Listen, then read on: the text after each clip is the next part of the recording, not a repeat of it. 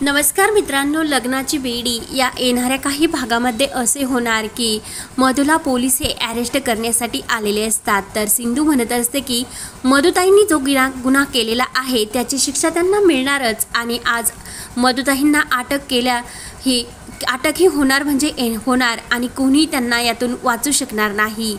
तर लगेच मधु म्हणते, राघव प्लीज मला अटक होऊन नको देऊ, कारण मला जेलमध्ये नाही जायचे, माझ्या बाळाला कोण सांभाळेल, म्हणून ती राघवपुढे हात जोडून खूप रडू लागते। पण राघव मधुकडे खूप रागाने बघत असतो।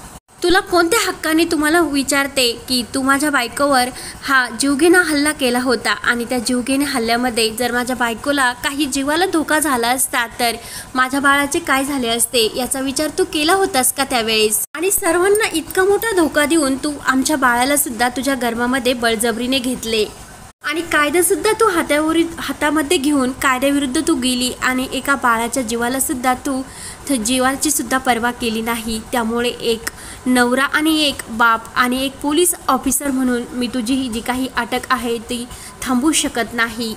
मधु, तुला लाज वाटते का? मी माझ्या बायकोच्या विरुद्ध सुद्धा गेलो आणि माझे इतके छोटेसे 4 दिवसाचे बाळ मी तुझ्या हातामध्ये दिले तुझ्या आनंदासाठी, आणि कोणता विचार करून मी माझे बाळ तुला स्वाधीन केले, कारण आमचा जे काही बाळ आहे त्यामुळे तुझ्या जीवनामध्ये कोणता तरी आनंद येईल आणि तू आनंदी राहशील याचा विचार करून। आणि इतके सगळे होऊन सुद्धा तुला असे वाटते की मी तुझी बाजू घेईन, पण हे कधी शक्य होणार नाही। तू मेली तरी काय आणि जगली तरी काय याचा मला काही फरक पडणार नाही। तेव्हा राघव मधुच्या अंगावर धावून म्हणतो की मी आभार मानत होतो की तू माझ्या आणि सिंधूच्या बाळाला जन्म दिला, आणि हे सर्व सत्य समजल्यानंतर मला माझीच लाज वाटते की मी माझ्या बायकोवर सुद्धा विश्वास ठेवला नाही आणि तुझी साथ दिली। आणि एकीकडे तू रायाची बायको म्हणून माझ्या जवळ येण्याचा प्रयत्न करत होती आणि दुसरीकडे तू माझ्या बायकोच्याच पाठीत खंजीर खोपत होती। लाज वाटते का मधु तुला हे सर्व करण्यासाठी? आणि मित्रता नावाची तू एक कलंक आहे, त्यामुळे इथून पुढे माझ्या आणि तुझे कोणतेही संबंध राहणार नाही आणि माझ्याच पाठीमध्ये तू खंजीर खुपसला। लाज वाटते मला तुला मैत्र म्हणून घेण्याची आणि एक भावाची वहिनी म्हणून।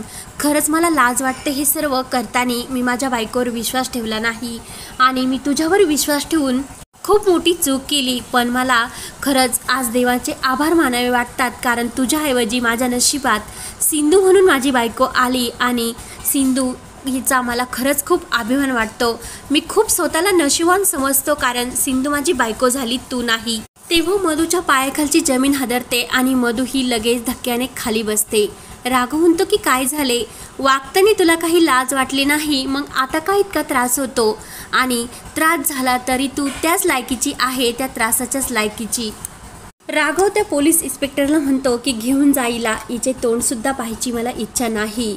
तर लगेच ते पोलीस आणि जे काही पोलीस सहकारी असतात ते मधुला धरतात आणि घेऊन जात असतात। मधु म्हणत असते की राघव प्लीज मला सोड, मला जेलमध्ये नाही जायचे, माझी खरंच खूप मोठी चूक झाली, काकू तुम्ही तरी काहीतरी करा आणि मला यातून वाचवा, अशी खूप विनवण्या रडतच करत असते। मात्र मधुची कुणाला दया येत नसते, कारण ती भामटी मधु ही कारस्थान करतच असते आणि शेवटी तिच्या पापाची शिक्षा तिला मिळालीच असते।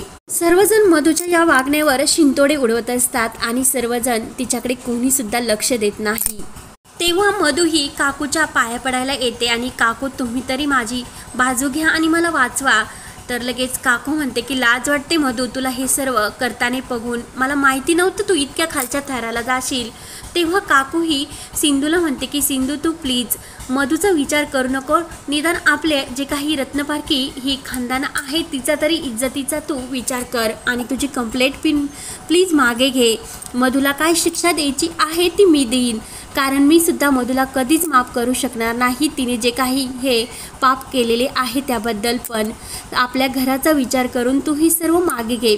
सिंधू म्हणते की नाही, मधुताईंनी जो गुन्हा केलेला आहे त्याची त्यांना शिक्षा होणार म्हणजे होणार आणि त्यांना अटक झाल्याशिवाय कोणी सुद्धा वाचू शकणार नाही। तर पोलिस मधुला घेऊन जातात। मधु खूप आरडाओरडा करत असते आणि खूप अशी रडत असती जाते। त्यानंतर राघव आणि सिंधूला सुद्धा वाईट वाटते, पण मधुने केलेल्या कर्माची शिक्षा तिला मिळालीच असते। राघव म्हणत असतो की सिंधू मला माफ कर, कारण मी तुझ्यावर विश्वास ठेवला नाही आणि मधुची साथ देऊन आपले बाळ सुद्धा तिच्या आनंदासाठी तिच्याकडे दिले होते। तर लगेच सिंधू राघवबरोबर बोलायला तयार नसते. तर राघव म्हणतो की सिंधू, मी तुझ्या बाळापासून तुला 15 दिवस लांब ठेवले आणि मधूला ते बाळ दिले होते, त्यामुळे आता ती शिक्षा मी स्वतःला करून घेणार आणि मी बाळापासून 15 दिवस लांब राहणार. सिंधू म्हणत असते की नाही राघव सर, विनायकला बाबाची खूप गरज आहे आणि आई बाबा आणि विनायक हे तिघे एकत्र कायम राहणार. ते तिघे एकमेकांपासून कुठेही दूर जाणार नाही. तर सिंधू ही राघवला माफ करते आणि सिंधू ही राघवला सांगत असते की मधुताईंनी मला ही चेतावणी दिली होती. आज मी तुमच्यापासून एक खूप मोठी गोष्ट लपवली होती. जेव्हा डोहाळ्याचा कार्यक्रम होता तेव्हा मधुताई स्वतः मला म्हटल्या होत्या की राघव सर स्वतः त्यांचं बाळ माझ्या स्वाधीन करतील आणि तुम्ही सुद्धा तसेच वागलात आणि मधुताईंची साथ दिली होती. तर लगेच राघव म्हणतो की सिंधू, खरंच मला माहिती नव्हतं की मधूच्या मनामध्ये इतकी कपट आहे आणि आज तिचा खरा चेहरा तुझ्यामुळे समोर आला. खरंच मला तुझा अभिमान वाटतो आणि तुझी माफी कशी मागावी तेच मला समजत नाही. सिंधू म्हणत असते की मधुताईंचे कारस्थान हे मला अगोदरच समजले होते, पण मी कधी कुणाला काही सांगितले नाही. जेव्हा विनायकचा जन्म झाला त्यावेळी मला असे वाटले होते आणि मी मधुताईंना सुद्धा म्हटले होते की आपल्यातील जे काही भांडण तंडा आहे ते सर्व सोडून देऊ आणि एकत्र आपण विनायकचा सांभाळ करू. मात्र मधुताईंचे डाव हे चालूच होते आणि शेवटी त्यांनी विनायकला सुद्धा माझ्या हातातून हे घेतले आणि स्वतःकडे घेतले. त्यामुळे मला माझ्यातील जे काही आई नावाचे जे कलंक आहे, खरंच ते माझे मातृत्व हे जागे झाले आणि मधुताईंच्या विषयी मी जे काही पुरावे आहे ते सर्व गोळा केले, कारण त्यांनी जे काही कारस्थान केले होते त्याचे सर्व साक्ष आणि पुरावे माझ्याकडे आले. त्यामुळे मी मधूला अटक करू शकले, असे सर्व सिंधू राघवला सांगत असते. राघव म्हणतो की सिंधू, खरंच मी तुझ्यावर विश्वास ठेवला नाही आणि इथून पुढे कधी असे होणार नाही. मी कायम तुझ्यावर विश्वास ठेवेन. विनूची सुद्धा शपथ राघव घेतो. त्यानंतर इकडे जेलमध्ये मधू ही खूप रडत असते आणि त्यातील जी काही पोलीस ही जी काही बाई असते ती त्या इन्स्पेक्टरला विचारत असते की ह्या बाईने असा कोणता गुन्हा केलेला आहे. तर इन्स्पेक्टर साहेब सांगतात की या बाईने लहान मुलगा आहे तो गर्भसुद्धा तिने बळजबरीने आपल्या जावाला धोका देऊन आपल्या गर्भामध्ये घेतला, कारण एका मित्रासाठी. आणि जे काही कारनामे आहे म्हणजे हिच्या जावावर सुद्धा हिने जीवघेणा हल्ला केला. म्हणजे ती एक इन्स्पेक्टर बाई म्हणते म्हणजे ही बाळचोर असं हिचं नाव आपण ठेवूया. तर लगेच बाळचोर म्हणून सर्वजण हे मधूला खूप हसू लागतात. तर तेथे जे काही आरोपी असतात त्या दोन बायका सुद्धा मधूला चिडत असतात आणि ही सुद्धा आपल्यासारखी वागली पण चांगल्या घरातील दिसते, मात्र हिचे कारनामे खूप मोठे आहे. त्यामुळे आपण हिला आपल्या गँगमध्ये सामील करूया आणि जे काही कारनामे आहे त्यासाठी हिची आपल्याला खूप मदत होईल. तर लगेच मधू म्हणते की मला हातसुद्धा लावू नका आणि बाजूला हो. त्यातील एक बाई सनकनसी मधूच्या कानाखाली देते. तर लगेच जी पोलीस सहकारी असते ती येते आणि ती ऑफिसर त्या सर्व बायकांना आणि मधूला ओरडते, परत जर काही आवाज केला तर माझ्या इतकं वाईट कोणी नसेल आणि शांत राहा.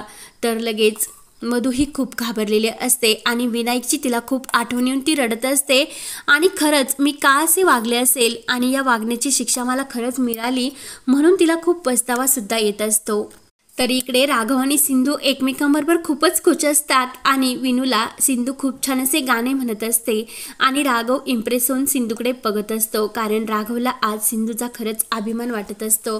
कारण सिंधू स्वतः इतके सहन करून जे काही सहन करत असते ते तिने बाळासाठी किती सहन केले होते आणि राघवने सुद्धा तिच्यावर विश्वास ठेवलेला नसतो, म्हणून राघवला वाईट वाटत असते. इकडे इन्स्पेक्टर साहेब म्हणत असतात की ह्या बाईने हे कारस्थान का केले असेल तेच मला कळत नाही. तर लगेच मधू ते सर्व ऐकत असते आणि मनात म्हणत असते की आज मी ज्याच्यासाठी हे सर्व केले तोच आज माझ्यावर इतका नफरत करतो. मला माझी तोंड पाहायची सुद्धा इच्छा नाही, म्हणून मधूला खूप असा पछतावा येत असतो. तेव्हा राघवला ज्यांचे जे काही ऑफिसर असतात त्यांचा फोन येतो आणि ते म्हणतात की राघव तुरंत तुम्ही पोलीस स्टेशनला या. तर सिंधू म्हणते की कुणाचा फोन होता. तर लगेच राघव सांगतो की DIG सरांचा आणि मधूच्या बाबतीत काहीतरी असेल म्हणूनच त्यांनी इतक्या घाईने बोलवले असेल. सिंधू म्हणत असते की सर्वांना जर मधुताईंना सोडून या घरात कोणी घेऊन आले तर मी हे घर सोडून कायमची निघून जाईल. मधुताईंना परत या घरात कोणी घेऊन यायचे नाही असा खूप मोठा धमकी सिंधू सर्वांना देते. आणि पुढे काय होणार हे पाहण्यासाठी आपल्या चॅनलला नक्की सबस्क्राईब करत राहा. धन्यवाद.